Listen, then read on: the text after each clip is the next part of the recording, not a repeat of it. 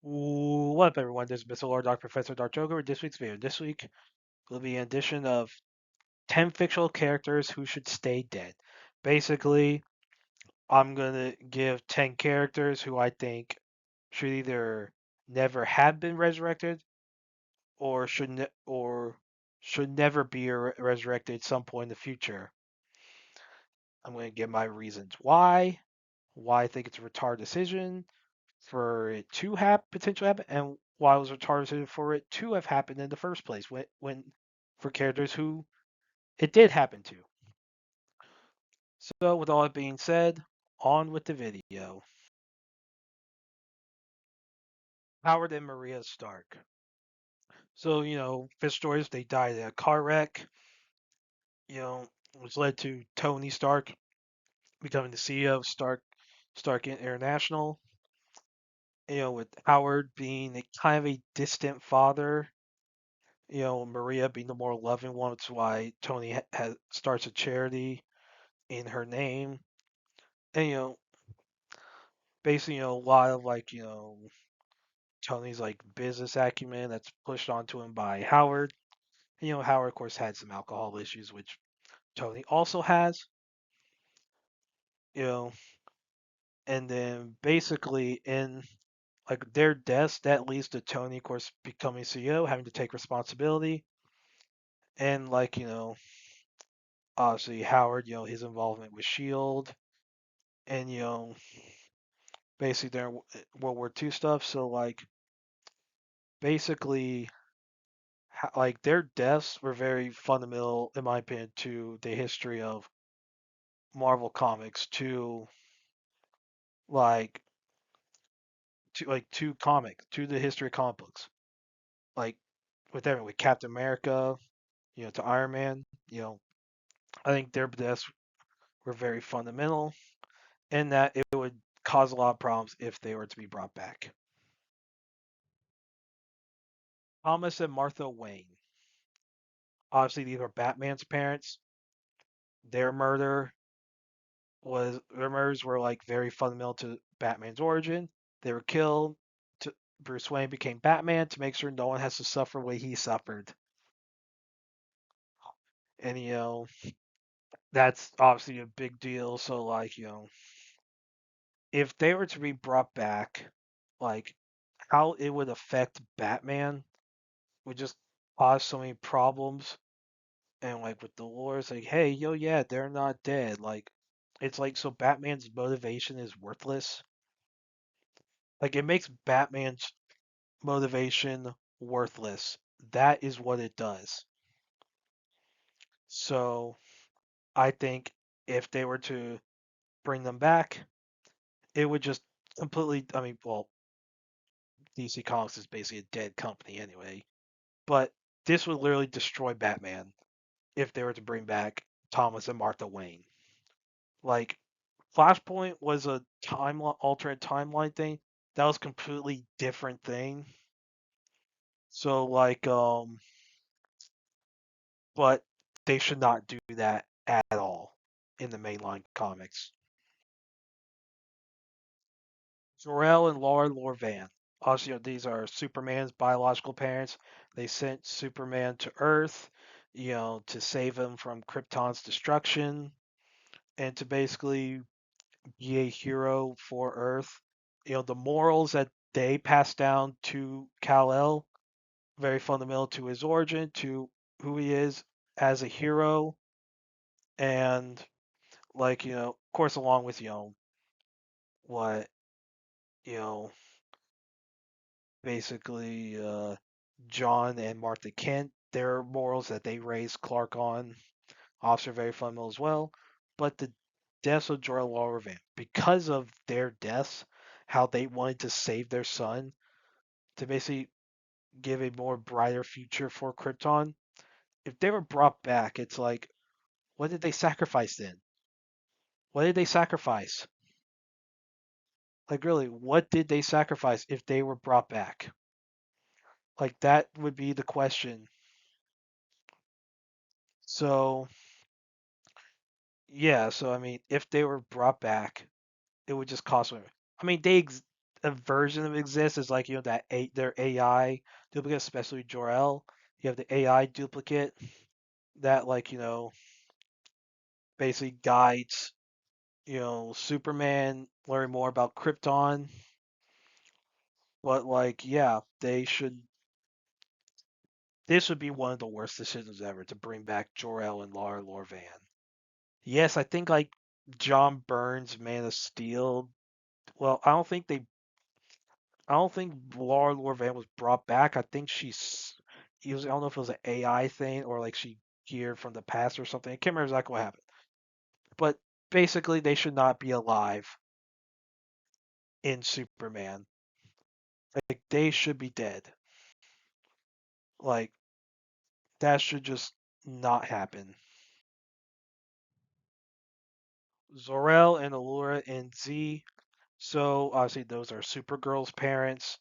Like with Jor-El and Laura Lorvan, they're just kind of similar to you with those two's where like if they were brought back, it's like what did they sacrifice?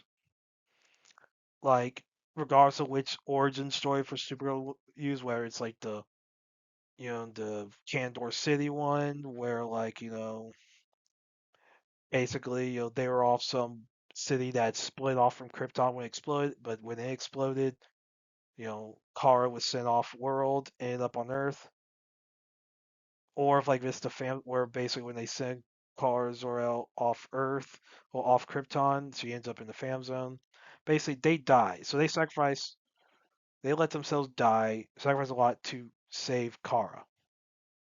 Like, so fundamentally, that would cause problems for Supergirl's story.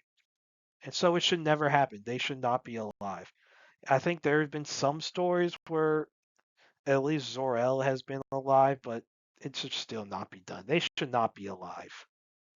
Ever.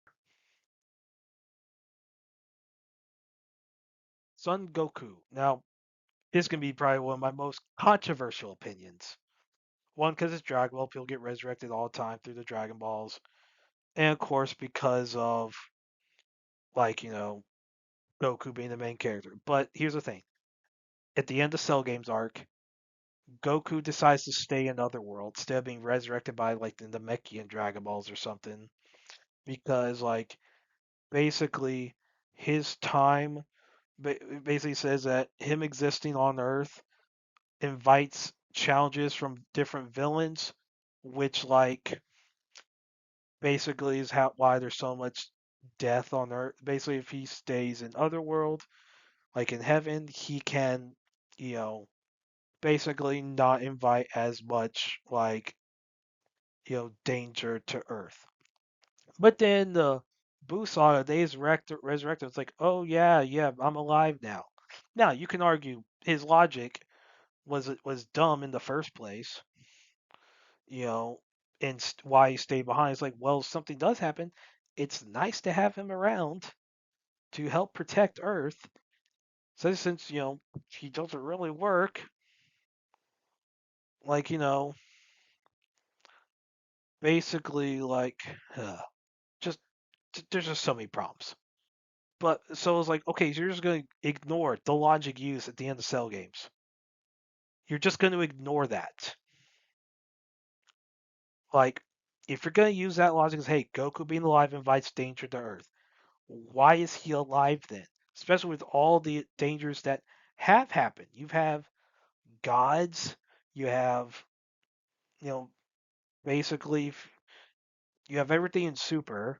And if you want to count GT, I don't know why anyone would want to count GT, but you have all the stuff with GT if you're going to count that. Why would you?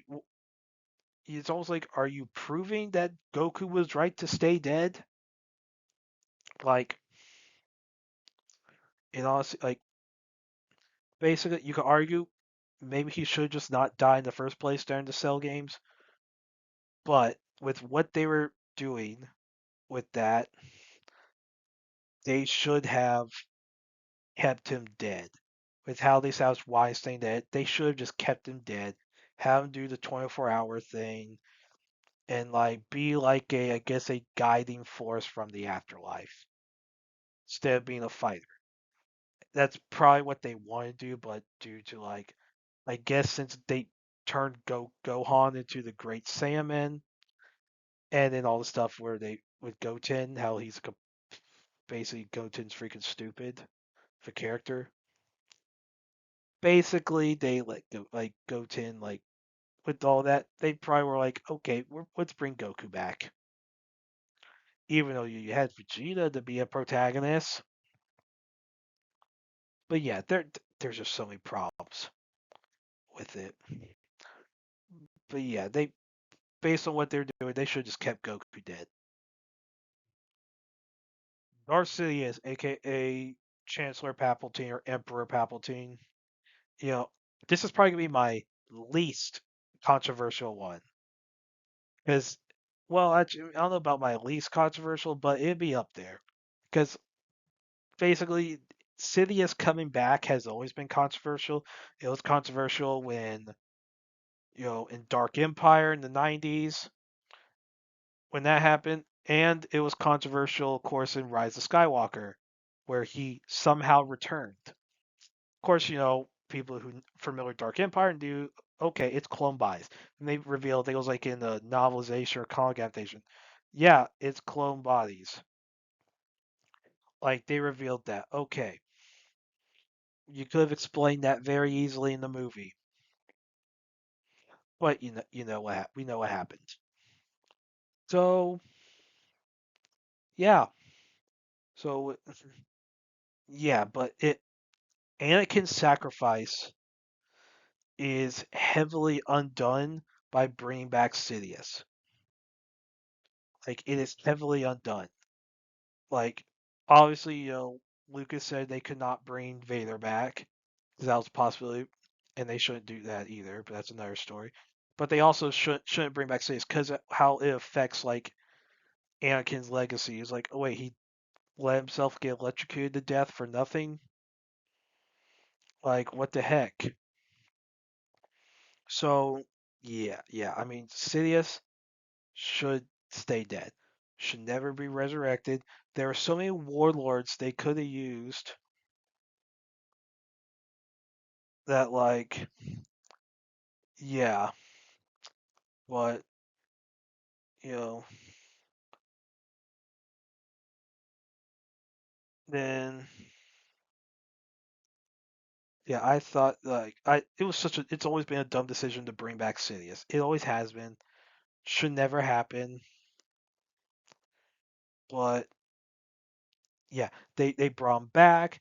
Then it's like, oh yeah, clone bodies. Like, but thing is, the way he could still be alive, which is still freaking stupid. Heck, he could be possessing Ray as far as we know.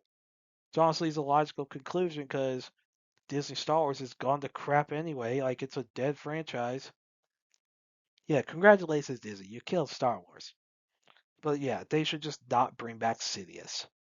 Never let that happen. Ever again. Not let that, like, he should stay dead. They should have found a different villain. Actually, do some, but of course, Disney's they're lazy writers. They don't know how to write, you know.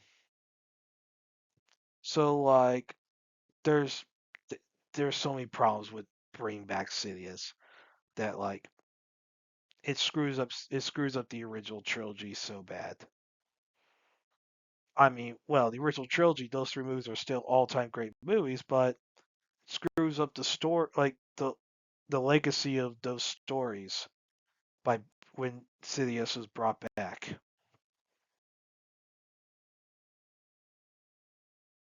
And that's it. Did you agree with this?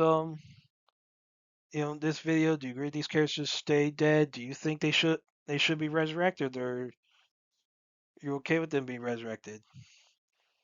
You know, did you like this video? Did you dislike this video? Put all that in the comments. Like, share, subscribe, all that stuff, and look forward to the next video.